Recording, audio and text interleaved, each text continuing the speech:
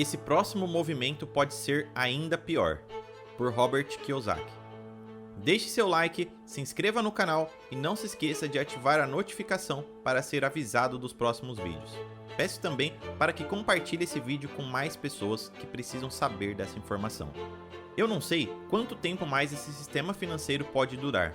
E há muitos anos atrás, antes do Stalin, a melhor forma de matar o capitalismo era desacreditar a moeda. Eu acho que tem algo nos conduzindo. Tem algo me conduzindo também, e eu vejo o fim se aproximando. Eu acho que o fim está se aproximando, e historicamente, nós tivemos a República de Weimar, que foi o que levou Hitler ao poder.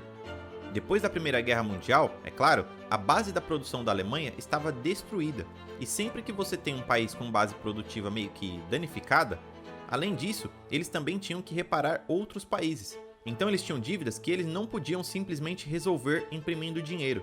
Isso não estava denominado na própria moeda deles. Então eles eventualmente vivenciaram uma hiperinflação, à medida que eles basicamente imprimiram dinheiro para financiar déficits. E simplesmente porque depois de perder a guerra, depois de ter essa situação política e financeira muito desafiadora, mais e mais populismo e extremismo foram se constituindo, e eles pegaram um caminho muito sombrio. Eu tive educação militar, eu estudei economia militar, e a economia militar estava muito preocupada com caras como Lenin, Stalin, Hitler, Mussolini e Mao. Esses eram os caras que nós estudávamos. Já a economia social é keynesiana, que é aquela que você pode imprimir quanto dinheiro quiser. E então, a economia capitalista que foi ensinada foi a da escola austríaca de Mises, dinheiro forte, não fiduciário, que é onde o Bitcoin, ouro e prata se enquadram. A economia que estudamos na escola e nos cursos de administração hoje é socialista keynesiana. Você pode imprimir dinheiro. A minha preocupação é, eu não estou tentando ser racista aqui, mas quando os afro-americanos tentam ser reparados financeiramente pela escravidão, que foi o que aconteceu com o Tratado de Versalhes, quando eles forçaram a Alemanha a reparar financeiramente para a Inglaterra e França, e isso levou a uma hiperinflação e a ascensão de Hitler. E isso foi meio que aconteceu em 1971, quando o Nixon tirou o dólar do padrão ouro, e então eles puderam imprimir o quanto quisessem. Foi o mesmo que aconteceu depois de 1918 com o Tratado de Versalhes. Eles não podiam pagar as suas contas, então a República de Weimar simplesmente imprimiu todo o dinheiro que pôde, e é aí que vem a história engraçada. Uma mulher vai a um supermercado com um carrinho de mão cheio de dinheiro, Reichsmarks, moeda oficial da Alemanha entre 1924 e 1948. E ela entra para pagar por sua costela de porco. Então, ela é roubada. Roubam o carrinho de mão dela e deixaram o dinheiro. Estar com a produção esmagada foi o que fez com que a Alemanha na Primeira Guerra Mundial fosse derrotada. E foi isso que aconteceu também em Zimbábue. Eles acabaram com os fazendeiros brancos. Eu estava lá. Foi horripilante. Eles estavam matando todos os fazendeiros brancos. E eu não estava na Venezuela, mas estava na Colômbia, onde George estava assistindo os acidentes na Venezuela. Se eles quebram a economia com esse shutdown da Covid, quantos pequenos negócios não irão falir? Isso é triste. Um dos fatores-chave para ficar de olho é a destruição na produção de commodities. E então, se você olhar para vários preços de commodities, exceto ouro e prata que estão se saindo muito bem ultimamente, muitos desses preços são aproximadamente os mesmos que eram cerca de 10 ou 15 anos atrás. E isso porque nós tivemos esse período em excesso de oferta de commodities. Por exemplo, um monte de dinheiro barato nos permitiu investir em tecnologia para extrair mais óleo e gás do solo. Nós tivemos aquele período de excesso de oferta de cobre. Muitas dessas coisas passaram por um período de excesso de oferta. E isso parece realmente muito abundante. No entanto, porque os preços não estavam aumentando em muitos casos por muitos anos, aquele incentivo para ter mais produção diminuiu. Porque tivemos esse período de excesso de oferta de commodities. Algumas das políticas inflacionárias não estavam muito aparentes na vida diária. Em algumas áreas houve muita inflação, nas despesas com plano de saúde, em mensalidades, em serviços de cuidados infantis, mas porque as commodities se mantiveram relativamente baratas, essa inflação ainda não ficou muito visível. Agora, uma coisa essencial para ficarmos de olho é que, seguindo em frente, algumas das ofertas para essas commodities estão ficando mais apertadas. E quando isso sobe contra déficits grandes que estão em grande parte sendo monetizados, você pode começar a ver um aumento geral no preço das commodities. E é difícil dizer que pode ser no próximo ano ou daqui a 3 anos, mas à medida que avançamos, eu realmente acho que é uma boa coisa a se considerar e que pode promover uma tendência inflacionária e problemas para conseguir as commodities que nós precisamos. Em 1999, eu disse que em 2016 o mercado iria quebrar, mas ele não quebrou, e há várias razões por que ele não quebrou. Uma delas foi que eu não previ o quantitativo facilmente.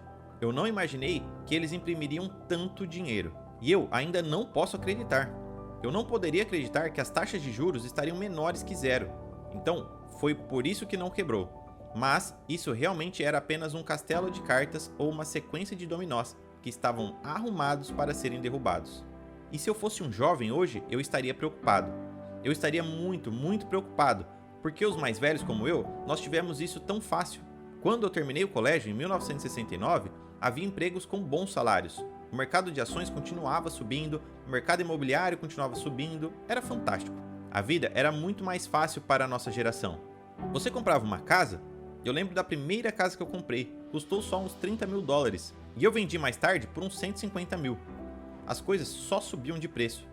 Então, a minha geração de repente estavam com sérios problemas. A maior crise foi a crise da minha geração. A pensão deles foi saqueada, se foi, e tudo começou dentro dos nossos bancos. À medida que você avança mais e mais profundamente nessa década, cerca de uns 5 anos mais ou menos, especialmente porque você tem que descobrir quanto dinheiro eles vão imprimir, quando esses episódios de escassez de commodities vão se tornar agudos. Mas eu acho que conforme chegarmos na metade desta década, será quando nós começaremos a nos deparar com alguns desses períodos de escassez e coisas que nós achávamos que eram muito abundantes pelos últimos 5, 10 ou 15 anos. Eu acho que vamos nos encontrar nesse período novamente, onde nós não investimos o suficiente na produção dessas coisas. E é bom lembrar que nós tivemos uma estrutura realmente grande de pequenos negócios esse ano. Então, por exemplo, algo em torno de 100 mil restaurantes faliram enquanto grandes corporações, porque elas têm financiamento de capital em alguns casos, estão sendo resgatadas. Elas têm o governo comprando seus títulos. Elas foram capazes de se manter no mercado numa extensão muito maior do que alguns desses pequenos negócios. E então, eu acho que muitas dessas forças vão meio que estar no topo, provavelmente quando chegarmos a aproximadamente a metade desta década. Isso seria a minha melhor suposição.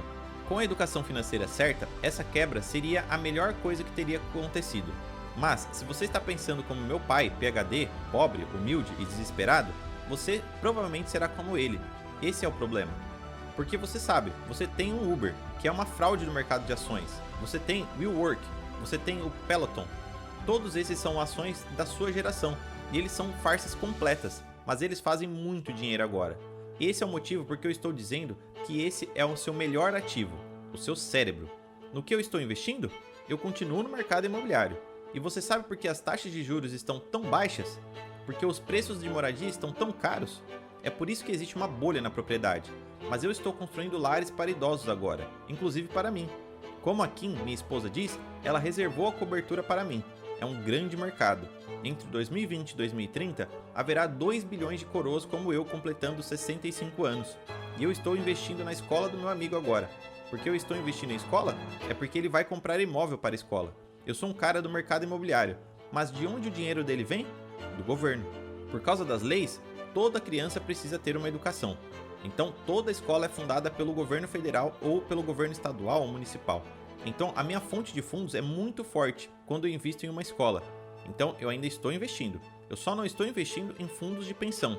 Fundos mútuos, ETFs, eu não quero uma pensão. Essas são as diferenças. Nós podemos nos proteger da inflação com o dinheiro de Deus e dinheiro de pessoas versus moedas fiduciárias, que eu chamo de dinheiro falso.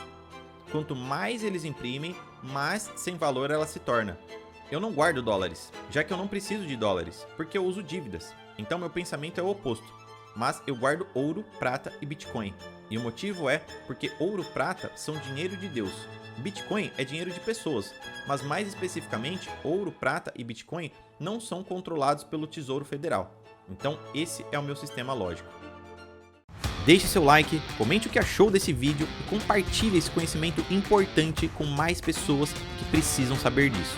Te vejo no próximo vídeo que está aparecendo aqui na sua tela.